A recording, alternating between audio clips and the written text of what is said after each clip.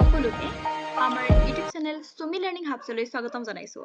আজি HS first year political ছায়েন্সৰ most important question and answer আলোচনা কৰিবলৈ লৈছোঁ। গতিকে আহা এতিয়া পলম নকৰি আমি কুৱেশ্যন আনচাৰখিনিলৈ আগবাঢ়োঁ।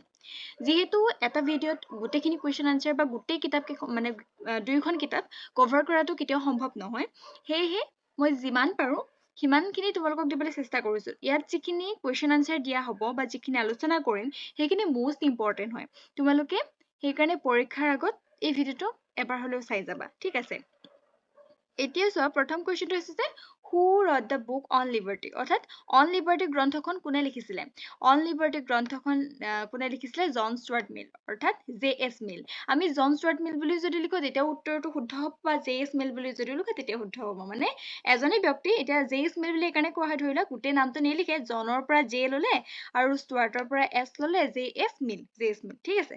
তাৰপিছত আহিলে যে ৰাজনৈতিক তত্ত্বৰ এটা বৈশিষ্ট্য উল্লেখ কৰা, যে ৰাজনৈতিক তত্ত্বই সংবিধান, চৰকাৰ আৰু সামাজিক ৰাজনৈতিক জীৱন নিৰ্ধাৰিত কৰা আদৰ্শ আৰু নীতি প্ৰণালীবদ্ধভাৱে অধ্যয়ন কৰে। এইটো এটা বৈশিষ্ট্য হ'ব পাৰে, ঠিক আছে। তাৰপিছত আহিলে যে স্বৰাজৰ অৰ্থ লিখা। স্বৰাজৰ অৰ্থ কি? স্বৰাজৰ স্ব মানে হৈছে নিজা, আৰু স্বৰাজৰ ৰাজ শব্দটোৰ মানে অৰ্থ হৈছে যে শাসন। গতিকে স্বৰাজৰ অৰ্থ কি হ'ব? নিজে নিজক কৰা শাসন, বা নিজে নিজক শাসন কৰাকে কি বুলি কৈছে? স্বৰাজ বুলি কয়, ঠিক আছে। তাৰপিছত আহিলে ফ্ৰীডম ফ্ৰম ফ্ৰী গ্ৰন্থখন কোনে লিখিছিলে? আং চান চু কিয়ে লিখিছিলে। তাৰপিছত আহিলে যে মেনছ অল ওৱান পলিটিকেল ৰাইট, অৰ্থাৎ এটা ৰাজনৈতিক অধিকাৰ উল্লেখ কৰা। এটা ৰাজনৈতিক অধিকাৰ, ইয়াত মই ভোটদানৰ অধিকাৰ তোমালোকৰ বাবে দিছোঁ, কিন্তু ভোটদানৰ অধিকাৰ বাদেও তোমালোকে নিৰ্বাচনৰ প্ৰতিদ্বন্দ্বিতা কৰাৰ অধিকাৰ লিখিব পাৰিবা, ঠিক আছে। আৰু বেলেগ বেলেগ আছে ৰাজনৈতিক কিছুমান অধিকাৰ, সেইখিনি তোমালোকে যিখিনি পঢ়িছা সেয়াও লিখিব পাৰিবা বা এইটো লিখিব পাৰা, ঠিক আছে। তাৰপিছত আহিছে যে বিতৰণমূলক ন্যায়ৰ ধাৰণাটো কোনে প্ৰৱৰ্তন কৰিছিলে? বিতৰণমূলক ন্যায়ৰ ধাৰণাটো এৰিষ্টটলে প্ৰৱৰ্তন কৰিছিলে, আৰু ইয়াক জনপ্ৰিয় কোনে কৰিছিলে বুলি ক'লে আমি জন ৰাউলছৰ নামটো আনিব লাগিব, ঠিক আছে। তাৰপিছত আহিলে যে গ্ৰীক শব্দ পলিছৰ অৰ্থ হৈছে চিটি ষ্টেট, মানে নগৰাষ্ট্ৰ, সভ্য সমাজ, নাগৰিক ৰাষ্ট্ৰ। ইয়াৰ কোনটো শুদ্ধ হ'ব? নগৰ ৰাষ্ট্ৰ, অৰ্থাৎ গ্ৰীক শব্দ পলিছৰ অৰ্থ হৈছে নগৰ ৰাষ্ট্ৰ, ঠিক আছে। তাৰপিছত আহিলে যে right to work is an, মানে কাম কৰাৰ অধিকাৰটো হৈছে কি অধিকাৰ? মানে কাম কৰাৰ অধিকাৰ কি কি কি সমতাত পৰিব, মানে সেইটো কথা কৈছে, ঠিক আছে। ইয়াত অৰ্থনৈতিক সমতা, ৰাজনৈতিক সমতা, সামাজিক সমতা, সাংস্কৃতিক সমতা দিয়া আছে। এতিয়া কাম কৰাৰ অধিকাৰটো ক'ত পৰিব? অৰ্থনৈতিক সমতাত পৰিব, ঠিক আছে। মানে কামৰ লগত জড়িত যিবিলাক অধিকাৰ, সেইবিলাক গোটেইবোৰ কিহৰ লগত কি সমতাত পৰিব? অৰ্থনৈতিক সমতাত পৰিব বা অৰ্থনৈতিক অধিকাৰত পৰিব, ঠিক আছে। মানে কামৰ লগত জড়িত। এতিয়া ধৰি লওক কামৰ বাবে উপযুক্ত পৰিৱেশ, এইটো মানে অৰ্থনৈতিক সমতা বা অৰ্থনৈতিক অধিকাৰতে পৰিব, ঠিক আছে। তাৰপিছত আহিলে যে নেলছন মেণ্ডেলাই লিখা আত্মজীৱনীখনৰ নামটো কি?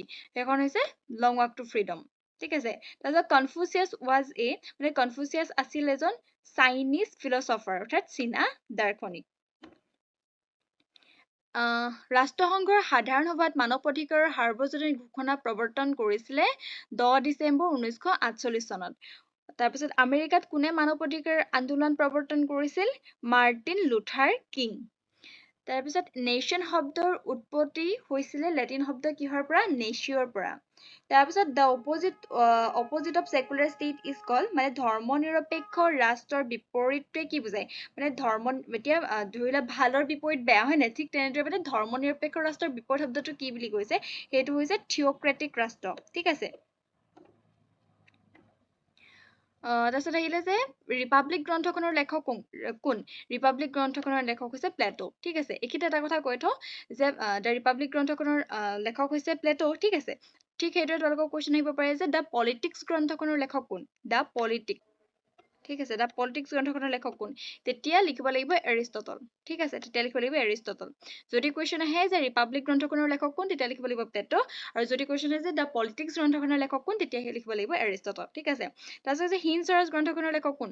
হিন্দ স্বৰাজ গ্ৰন্থখনৰ লেখক হৈছে মহাত্মা গান্ধী, ঠিক আছে।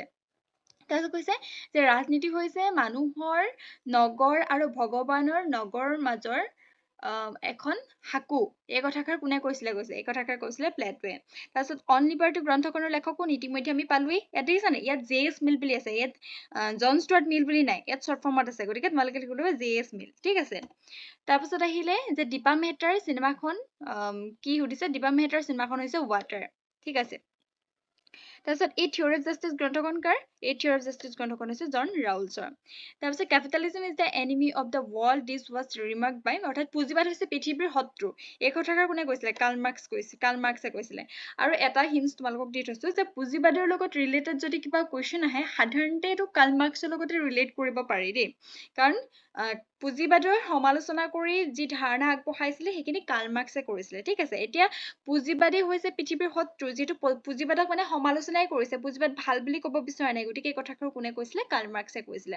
ঠিক আছে, তাৰপিছত the word liberty came from the Latin word.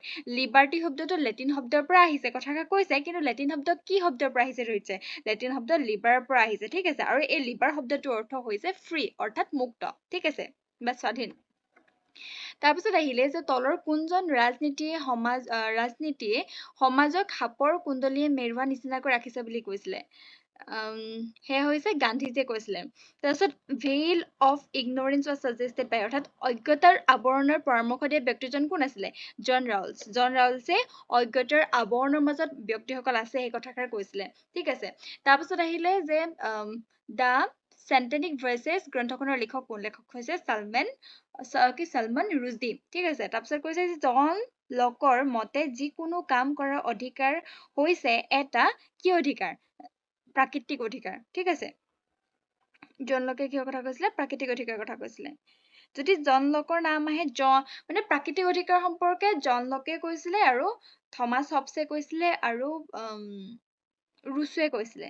ঠিক আছে, ইমানখিনি জনাৰ দৰকাৰ নাই, মুঠতে জন লকৰ মতে যিকোনো কাম কৰাৰ অধিকাৰ হৈছে এটা কি? প্ৰাকৃতিক অধিকাৰ। ঠিক আছে, তাৰপিছত আহিলে যে ভাৰতবৰ্ষৰ সংবিধান সভাত কোনে উদ্দেশ্য সম্বলিত প্ৰস্তাৱ উত্থাপন কৰিছিলে? এইটো কোনে আগবঢ়াইছিলে? পণ্ডিত জৱাহৰলাল নেহেৰু। ঠিক আছে, তাৰপিছত আছে যে ভাৰতৰ সংবিধানৰ কোনটো অধ্যায়ত মৌলিক অধিকাৰবোৰ সন্নিৱিষ্ট কৰা হৈছে? ৩য় অধ্যায়ত। আৰু যি নীতি নিৰ্দেশনাত্মক নীতি কিছুমান আছে, হয় নাই? নিৰ্দেশাত্মক নীতি কিছুমান আছে, তো সেই নিৰ্দেশাত্মক নীতিসমূহ সংবিধানৰ ৪ৰ্থ অধ্যায়ত উল্লেখ আছে। ঠিক আছে, এই কথাষাৰ জানিবৰ কাৰণে কৈছো। তাৰপিছত আহিলে যে the election commission is responsible for, অৰ্থাৎ নিৰ্বাচন আয়োগ দায়িত্বশীল হয় কিহৰ কাৰণে? দায়িত্বশীল হয় কি কাৰণে? কেন্দ্ৰীয় ৰাজ্যিক নিৰ্বাচন উভয়ৰ বাবে। ঠিক আছে, কেন্দ্ৰীয় আৰু ৰাজ্যিক নিৰ্বাচনৰ উভয়ৰ বাবে। তাৰপিছত ৰাজ্যসভালৈ ভাৰতৰ ৰাষ্ট্ৰপতিয়ে কিমানজন সদস্য মনোনীত কৰে? 12জন সদস্য। ঠিক আছে, তাৰপিছত অৰ্থ সংক্ৰান্তীয় বিধেয়ক উত্থাপন কৰা হয় ক'ত? লোকসভাত, ৰাজ্যসভাত, সংসদত, উচ্চতম ন্যায়ালয়ত, লোকসভাত। অৰ্থাৎ অৰ্থ সংক্ৰান্তীয় বিধেয়ক কেৱল লোকসভাতহে উত্থাপন কৰিব পাৰে। ঠিক আছে, তাৰপিছত আহিছে যে সংসদৰ যুটীয়া অধিৱেশনত অধ্যক্ষতা কৰা বিষয়াজন হৈছে কোন? The speaker of the Lok Sabha, অৰ্থাৎ লোকসভাৰ অধ্যক্ষই অধ্যক্ষতা কৰে। তাৰপিছত ভাৰতৰ মুখ্য নিৰ্বাচনী আয়ুক্তক কোনে নিযুক্তি প্ৰদান কৰে? ৰাষ্ট্ৰপতিয়ে কৰে। ঠিক আছে, তাৰপিছত আহিলে যে লোকসভাত কোনে কেন্দ্ৰীয় বাজেট উত্থাপন কৰে? বিত্ত মন্ত্ৰীয়ে, হয় নাই? এইটো তোমালোকে টিভিত দেখিয়ে থাকা চাগে, বিত্ত মন্ত্ৰীয়ে এটা সময়ত বাজেট উত্থাপন কৰে, হয় নাই? এইবাৰো উত্থাপন কৰিছিলে, হয় নাই? তেওঁলোকে যদি নিউজ চোৱা তেন্তে এইটো সাধাৰণতে মানে যদিও কিতাপ নপঢ়া তেতিয়াও পাৰিবা। তাৰপিছত আহিছে যে ৰাজ্যসভাক কিমান দিনৰ ভিতৰত এখন অৰ্থ সংক্ৰান্তীয় বিধেয়কৰ ওপৰত মন্তব্য দিয়া হয়? 14 দিনৰ ভিতৰত। ঠিক আছে, 14 দিনত। তাৰপিছত আহিলে যে উচ্চতম ন্যায়ালয়ৰ ন্যায়াধীশসকলক কোনে অপসাৰণ কৰিব পাৰে? ৰাষ্ট্ৰপতিয়ে অপসাৰণ কৰিব পাৰে। ভাৰতৰ সংবিধানৰ খচৰা কমিটিৰ সভাপতি কোন আছিলে? Doctor B.R. আম্বেদকাৰ। তাৰপিছত আহিলে যে ৰাজ্যসভাৰ প্ৰধান সভাপতি কোন? এইটো মোষ্ট ইম্পৰ্টেণ্ট কুৱেশ্যন দেই। ৰাজ্যসভাৰ প্ৰধান সভাপতি কোন? উপ-ৰাষ্ট্ৰপতি। তাৰপিছত ভাৰতৰ সংবিধানখন কেতিয়া গ্ৰহণ কৰা হৈছিলে? গ্ৰহণ কৰিছিলে 1949 চনৰ 26 নৱেম্বৰ তাৰিখে। আৰু যদি সোধে যে ভাৰতবৰ্ষৰ সংবিধানখন কেতিয়া কাৰ্যকৰী কৰিছিলে, তেতিয়া আমি ক'ব লাগিব যে 1950 চনৰ 26 জানুৱাৰী তাৰিখে। ঠিক আছে, এতিয়া হৈছে গ্ৰহণ আৰু কাৰ্যকৰী, এই দুটা বস্তু মনত ৰাখিবা। গ্ৰহণ কৰিছিলে 1949 চনত আৰু কাৰ্যকৰী কৰিছিলে 1950 চনত। ঠিক আছে, তাৰপিছত আহিলে যে সম্পত্তিৰ অধিকাৰটো মৌলিক অধিকাৰৰ পৰা কোনটো সংবিধান সংশোধনীৰ জৰিয়তে উঠাই দিয়া হৈছিলে? কোনটো সংশোধনীৰ জৰিয়তে? 44তম সংবিধান সংশোধনীৰ জৰিয়তে। 44তম সংবিধান সংশোধনীৰ জৰিয়তে 1978 চনত। এইটো ইম্পৰ্টেণ্ট কুৱেশ্যন দেই। তাৰপিছত এইকেইটা মনত পৰিছে এটা কথা কৈ থওঁ যে 1976 চনৰ 42তম সংশোধনীৰ জৰিয়তে, সংবিধান সংশোধনীৰ জৰিয়তে কেইটামান শব্দ প্ৰস্তাৱনাত সন্নিৱিষ্ট কৰিছিলে, সেইকেইটাও চাই থবা তোমালোকে দেই। তাৰপিছত আহিলে যে ভাৰতবৰ্ষৰ ৰাষ্ট্ৰপ্ৰধান কোন? ভাৰতবৰ্ষৰ ৰাষ্ট্ৰপ্ৰধান হৈছে ৰাষ্ট্ৰপতি। লোকসভাৰ ঠোল হৈছে 1 দশমাংশ। তাৰপিছত আহিলে যে সমৱৰ্তী সূচীৰ বিষয়বোৰৰ ওপৰত কোনে আইন প্ৰণয়ন কৰিব পাৰে? কেন্দ্ৰীয় আৰু ৰাজ্য উভয় চৰকাৰে আইন প্ৰণয়ন কৰিব পাৰে। মানে আমাৰ ভাৰতবৰ্ষত কি হৈছে ক্ষমতা বিভাজন কৰি দিয়া হৈছে। ক্ষমতা বিভাজন কৰা হৈছে 3খন সূচীৰ জৰিয়তে। এখন হৈছে কেন্দ্ৰীয় সূচী বা কেন্দ্ৰীয় তালিকা, তাৰপিছত আহিছে ৰাজ্যিক তালিকা বা ৰাজ্যিক সূচী, আৰু এখন আছে সমৱৰ্তী সূচী বা সমৱৰ্তী তালিকা। ঠিক আছে, মানে কেন্দ্ৰীয় সূচী, ৰাজ্যিক সূচী আৰু সমৱৰ্তী সূচী। কেন্দ্ৰীয় সূচীত যিবিলাক বিষয় অন্তৰ্ভুক্ত হয় সেইবিলাকত কেৱল কেন্দ্ৰীয় চৰকাৰেহে আইন প্ৰণয়ন কৰিব পাৰে। আকৌ ৰাজ্যিক সূচীত যিবিলাক বিষয় অন্তৰ্ভুক্ত হয় সেইবিলাকত কেৱল ৰাজ্যিক চৰকাৰেহে আইন প্ৰণয়ন কৰিব পাৰে। আৰু ঠিক সেইদৰে যিখন সমৱৰ্তী সূচী আছে সেই সমৱৰ্তী সূচীৰ ক্ষেত্ৰত কেন্দ্ৰীয় চৰকাৰ আৰু ৰাজ্য চৰকাৰ উভয়ে আইন প্ৰণয়ন কৰিব পাৰে। অৱশ্যে কেন্দ্ৰীয় চৰকাৰ ৰাজ্য চৰকাৰৰ মাজত সমৱৰ্তী সূচীত থকা বিষয়ৰ ওপৰত কিবা যদি মতবিৰোধ হয় বা কিবা হয় তেনে ক্ষেত্ৰত কিন্তু কেন্দ্ৰীয় চৰকাৰহে সেই ক্ষেত্ৰত মানে শক্তিশালী তেওঁলোকৰ মতহে শক্তিশালী হোৱা পৰিলক্ষিত। মানে যদিও কেন্দ্ৰীয় চৰকাৰ ৰাজ্য চৰকাৰ উভয়ে আইন প্ৰণয়ন কৰিব পাৰে, তথাপিও মানে কেন্দ্ৰীয় চৰকাৰৰ যিটো মতামত সেইটোৰ ওপৰতহে বিশেষভাৱে গুৰুত্ব প্ৰদান কৰা হয়। ঠিক আছে, তথাপি আমি মনত ৰাখিব লাগিব কেন্দ্ৰীয় তালিকাত যিবিলাক অন্তৰ্ভুক্ত সেইবিলাক কেন্দ্ৰীয় চৰকাৰে আইন প্ৰণয়ন কৰিব পাৰে, ৰাজ্যিক তালিকাত বা ৰাজ্যিক সূচীত অন্তৰ্ভুক্ত বিষয়ত ৰাজ্য চৰকাৰে আইন প্ৰণয়ন কৰিব পাৰে। ঠিক সেইদৰে সমৱৰ্তী সূচীত অন্তৰ্ভুক্ত বিষয়বিলাকৰ ক্ষেত্ৰত কেন্দ্ৰীয় আৰু ৰাজ্য চৰকাৰে উভয় আইন প্ৰণয়ন কৰিব পাৰে। ঠিক আছে, তাৰপিছত আহিলে যে ভাৰতবৰ্ষৰ সংবিধানত কিমানটা মৌলিক কৰ্তব্য আছে? কিমানটা মৌলিক কৰ্তব্য আছে? 11টা মৌলিক কৰ্তব্য আছে। ঠিক আছে, আৰু কি কি আছে এইকেইটা চাই থবা। আৰু ভাৰতবৰ্ষৰ সংবিধানত কিমানটা মৌলিক অধিকাৰ আছে বাৰু? আগতে 7টা আছিলে হয়নে? এতিয়া কেইটা আছে? 6টা আছে হয়নে? কি কি? সমতাৰ অধিকাৰ, স্বাধীনতাৰ অধিকাৰ, শোষণৰ বিৰুদ্ধে অধিকাৰ, হয়নে? তেনেকে 6টা অধিকাৰ আছে। আগতে সম্পত্তিৰ অধিকাৰটো আছিলে, কিন্তু অলপ আগত আমি পালো যে 1978ৰ 44th এমেণ্ডমেণ্ট অৰ্থাৎ 1978 চনৰ 44তম সংশোধনীৰ জৰিয়তে সম্পত্তিৰ অধিকাৰটো আঁতৰাই দিয়া হ'ল। সেইকাৰণে বৰ্তমান সময়ত মৌলিক অধিকাৰ 6টা আছে। সেইকেইটা মনত ৰাখিবা। বৰ্তমান সময়ত ভাৰতবৰ্ষত পঞ্চায়তৰ কাৰ্যকাল কিমান? 5 বছৰ। ঠিক আছে, তাৰপিছত আহিলে যে এখন ৰাজ্যৰ ৰাজ্যপালক নিযুক্তি কোনে দিয়ে? ৰাষ্ট্ৰপতিয়ে দিয়ে। ঠিক আছে, তাৰপিছত ইম্পৰ্টেণ্ট কুৱেশ্যন কেইটামান চাই লোৱা যে ৰাজনীতি শব্দটো কোনে পোনপ্ৰথমে ব্যৱহাৰ কৰিছিলে? এৰিষ্টটলে ব্যৱহাৰ কৰিছিলে। ৰাজনীতি বিজ্ঞানৰ পিতৃ বুলি কাক গণ্য কৰা হয়? এৰিষ্টটলক কৰা হয়।